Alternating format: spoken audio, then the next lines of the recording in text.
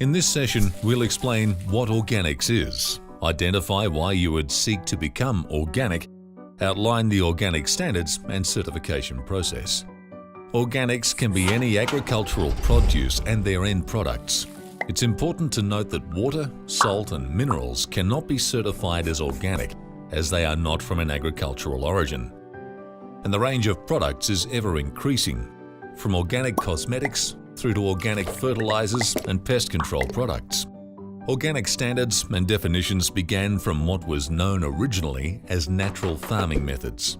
The development of organic standards over the last 30 years has been based on consumer expectations of what is organic, animal welfare-friendly production, synthetic herbicide and pesticide-free production, no use of antibiotics or genetically modified organisms. Let's look at why you may decide to become organic. Currently, there is significant growth in consumer demand being recorded for organic products. In order to market products as organic internationally, you must have organic certification. This means that an approved certification body has independently assessed your production system, your farm, and verified that it is compliant with organic standards. There are two types of organic standards around the world: government and private.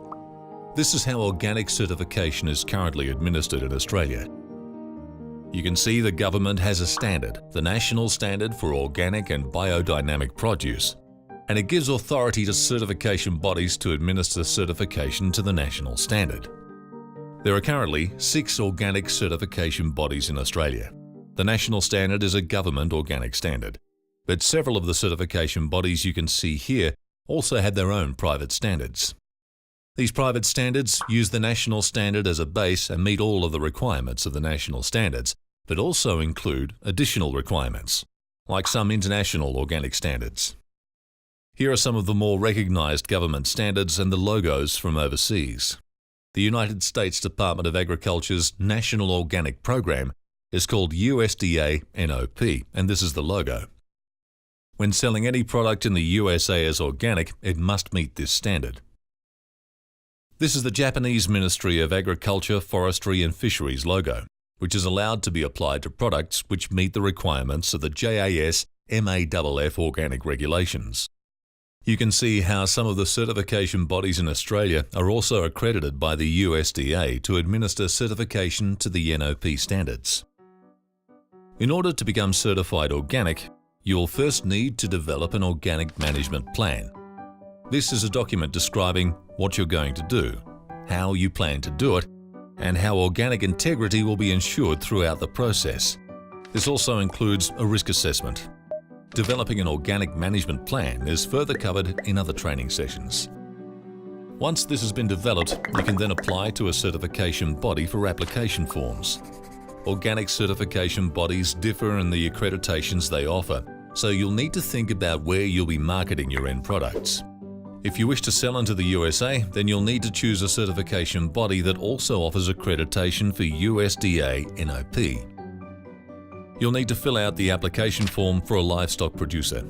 In this form, you will list your property details and also what treatments you have applied to both livestock and pastures over the past 3 years.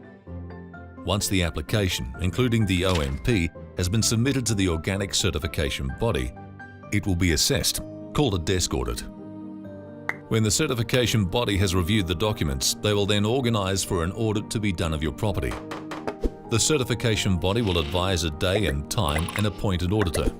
The auditor will visit your property and complete a checklist called an audit report. The auditor will also visually inspect your property to ensure all risks have been covered in the initial risk assessment. This may also include a residue test being conducted. The auditor then sends the report through to the organic certification body for review. Once the review committee has assessed the report, the organic certification body will advise you if you've been successful in meeting the requirements of the organic standards, and you can commence the certification process.